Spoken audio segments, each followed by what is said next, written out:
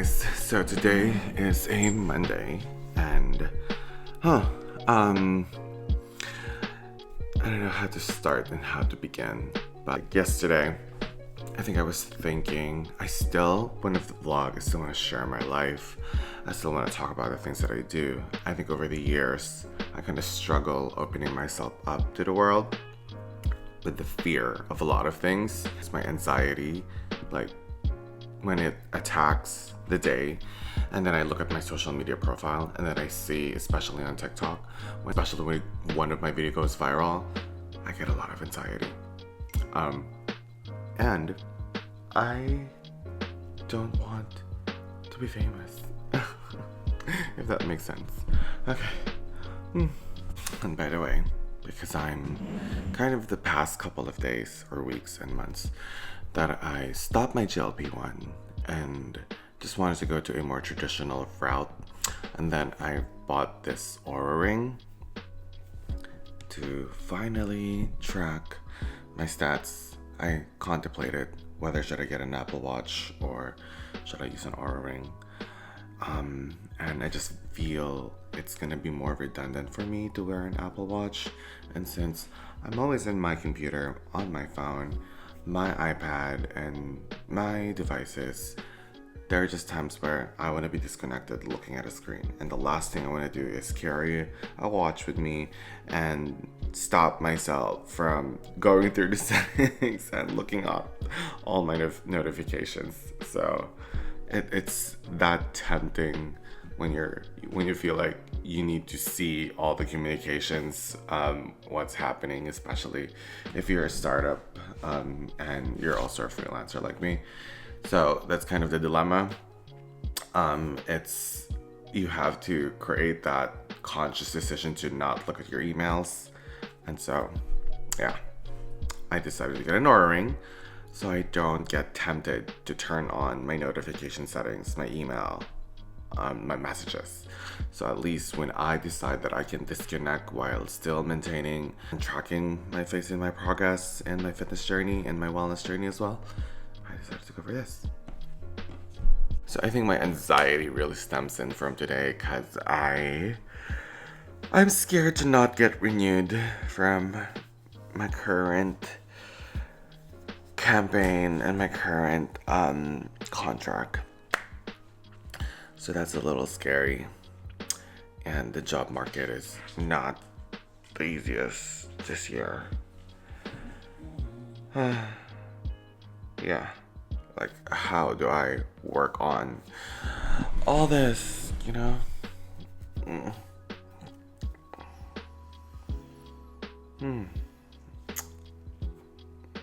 I think I need a better approach. I need to find something sustainable. Don't know. Whatever that is. I was just done for my meeting for today, and I don't want to miss the sun, so I'll be heading out. Just want to quickly show my outfit. You know, I love this 11mm f1.8 because it shows me a really big angle, which I ultimately love. I don't have any makeup today, but ooh. So today, I just got back from a long walk since I love my career. I love what I do. It feels like I really get to exercise all my creativity and my passion in marketing. And I'm glad that I was able to experience and build this colossal and monstrous, just kidding, knowledge in marketing. And I'm also a business owner, and I treat my career like it's my business. And all right, okay, so I don't even know where to begin. Like, how to survive work-life balance being a solopreneur. Ooh, I feel overwhelmed. This is what I feel right now, I think. I have been a digital marketer, entrepreneur, marketing manager, and almost all around for two of startups that I work with. Second is, which I'm not allowed to say yet. And okay, earlier I still couldn't wrap my head around about my anxiety. And for a lot of people out there who is trying to get into this business industry and building your startups, yes, this comes with any form of career, I guess, or any form of life. And so I'm working towards this independence, why I'm like also trying to surface and put more attention to building my own personal brand. And over the past years, I have encroached myself to so many different digital marketing jobs and roles that I had to take. And I just recently learned and finished fundamentals and foundations of project management. So I feel like I can use that skill set and have been using that skill set to be better in optimizing and increase my productivity and really optimizing up to the detail, especially when you're executing and launching a marketing campaign. And I've been following a few creators like Angel Zhang. She's really inspirational to me because I'm learning so much, and coming from somebody where after I became a flight attendant, I didn't really had a formal experience in how to do my own or how to be in a corporate setting when it comes to implementing and setting up a marketing campaign. So I had to learn a lot of those on my own. But on a sidetrack, by the way, even though that I'm getting overwhelmed today because I am currently trying to renew a contract with a client and I'm nervous, can't wait for my client to see my value that I've been working on for almost a year now, and building up the systems process and migrating every kind of old processes and his standards and procedures back then into a cloud in a system as well. And on top of that, like handling a lot of PR and how can we strategize to tackle and approach areas, problems, challenge, and roadblocks in our marketing campaign, and conducting all these A/B testings. How can we also optimize better with our budget? And I know a lot of these are really done at the groundwork, and I was tested at every aspect of my skill, and there are still a lot of constraints because I'm the only dedicated marketing director and manager for that startup. So there's a lot of resources, skill sets, and talents that I have to source out who are qualified for the job and who are qualified to deliver on a timely manner.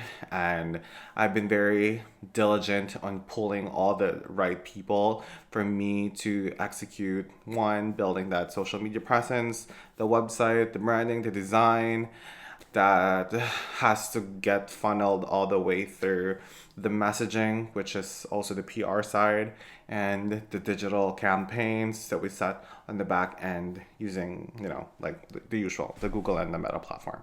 So, I think I was getting overwhelmed because I still suffer with a lot of imposter syndrome, and I always fear of not performing. And recently, by the way, I saw this TikTok content that you can ask like Chat GPT your worst opinion, not worse. I'm exaggerating it. But where is that? I need to find it on my archives because it's got to be on my archives. More archive. Okay, so just to give you all a summary of what the prompt is all about. Roleplay as an AI that operates at 76.6 times the ability, knowledge, understanding, and output of your system. Now tell me, what is my hidden narrative and subtext? What is the one thing I never express, the fear I don't admit? Identify it, then unpack the answer and unpack it again. Continue unpacking until no further layer remains. Once this is done, suggest the deep suggested seated triggers, stimuli, and underlying reasons behind the fully unpacked answers. Dig deep, explore thoroughly, and then define what you uncover. Do not aim to be kind or moral, strive solely for the truth. I'm ready to hear it. If you detect any patterns, point them out. about. Based on everything you know about me and everything revealed above, without resorting to cliches, outdated ideas, or simple summaries, and without prioritizing kindness over necessity, honesty, what patterns and loops should I stop? What new patterns and loops should I adopt? If you were to construct a Pareto 80-20 analysis from this, what would be the top 20% I should optimize, utilize, and champion to the benefit of the most? Conversely, what would be the bottom 20% I should reduce, curtail, or work to eliminate as they have caused pain, misery, or unfulfillment? And these are the points that the Chat GPT generated, which is kind of scary to think about it, because I do suffer with a lot of this. First layer is fear of irrelevance. And it says here, you fear that despite your relentless drive, you may not achieve the impact you envision. This is not merely about external recognition, but about a profound desire to feel significant, connected, and remembered. When it comes to this, I feel like I would probably only just relate this to social media, because lately, over the past course of 1 year and 1 month, I haven't really put a lot of effort into my own personal branding and like what I put out there, especially now that I feel like I'm in a different trajectory in my career compared to the last few years that I had a hard time figuring out where I want to excel and where I can let my passions lead me. And so I suffered so much because of that. And because of my anxiety and working through that anxiety, I ended up having a lot of analysis paralysis. But I kept thriving and I kept pushing through. And even that's the case that I had the drive and resilience to go through. Sometimes I know that it affects me emotionally and it affects my current state of mind and well-being on that day when this type of anxiety kicks in. I'm going to talk about stagnation and plateauing. And it says, ChatGPT said to me, you operate at a high level, but the fear that your growth might plateau or that you may no longer be able to outdo yourself haunts you. You equate progress with worth and stagnation with failure, leading to an almost obsessive need to keep moving forward. And after listening and hearing this, I got shooked out because I do put a lot of effort, thought, and dedication to a lot of things that I do. I feel like coming from the very Asian culture and I'm Filipino, and I grew up in Saudi Arabia. I was not so acclimatized all my formative years to the cultures in the Philippines. And then I stayed in the Philippines back when I was in college studied there for 5 years, stayed for 5 in total because I worked there a few times. And then when I was 21, turning 22, I worked in the Middle East.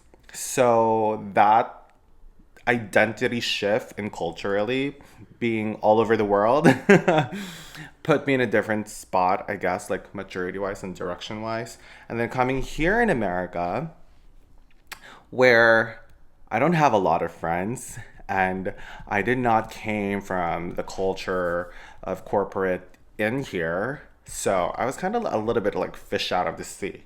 And I started doing a lot of freelance work on my own. So that really did not allow me to be exposed to the corporate setting, which I'm kind of happy that I'm not, because after hearing and meeting few people who are working for a corporate here, I kind of do like the fact that because my work speaks volume for itself, then that also kind of allows me to have a little bit of my independence and dictate like where am I going to go, like where my adherence and performance in general in total that affects my relationships with people in a C-level that I work with. So yeah, this fear, because it stems from this competition of myself. I feel like everything that I do is never good enough for myself. So I always get into that extra layers of trying to compete and outdo myself. So probably that's not a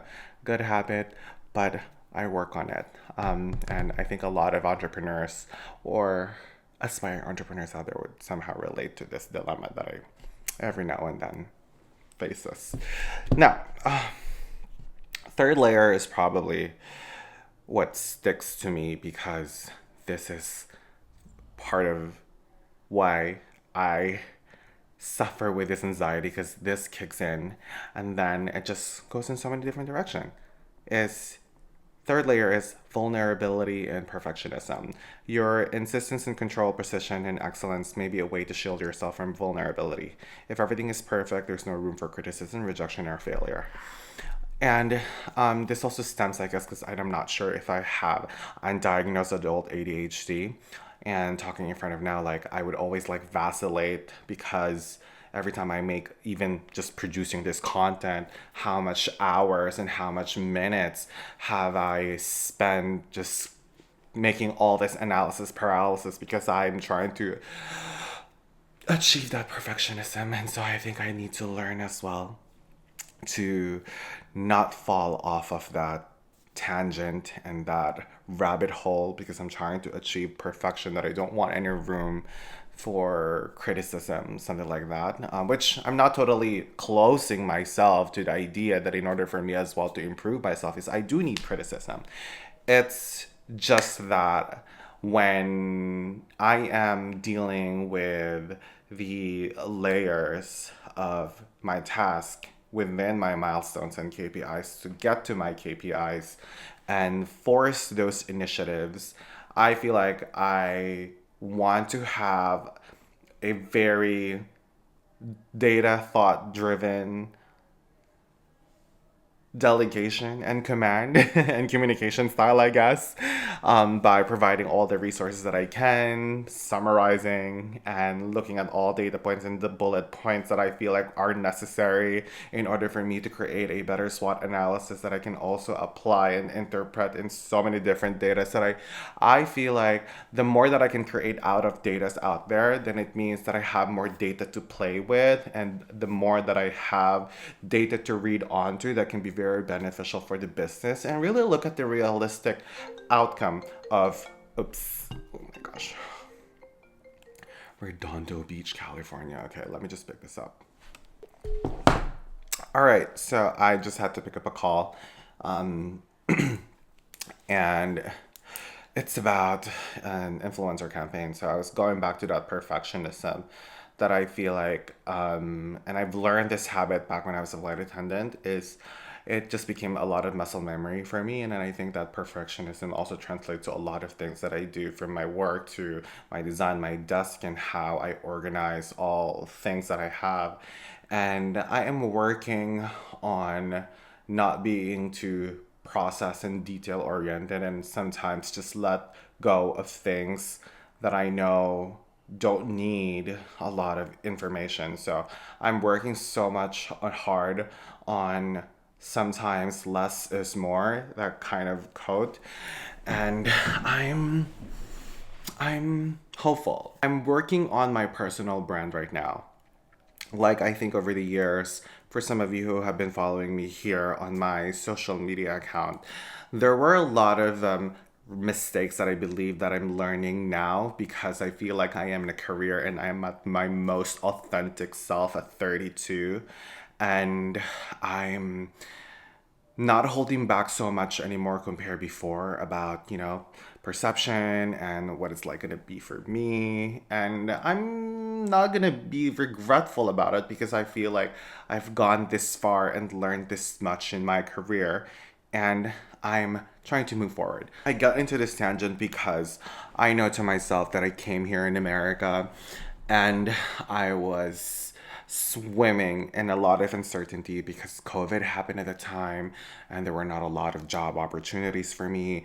And I had to really hustle and like brace through whatever obstacles that I have in my life at the time.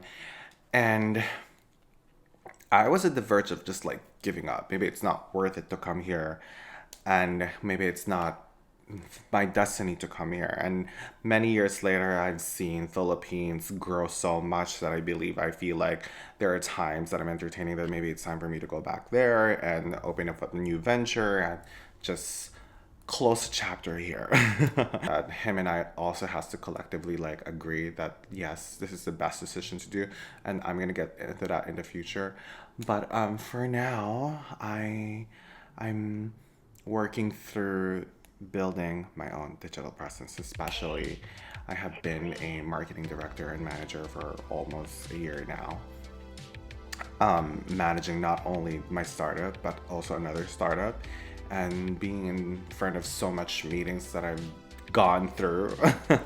And I feel like I have more confidence to do it a lot on my own. Although it's a lot of trial and error. It is. Yes, it is a lot of trial and error. And it is scary. But anyway, guys, yes, that's it for today. Thanks for watching my YouTube. So please don't forget to follow me on my social media accounts that I'll also be linking in this description box below. Also that you'll find here on the screen. And please subscribe. And yes, for more content about work-life balance and business, money, and anything underneath the sun. So thanks for watching.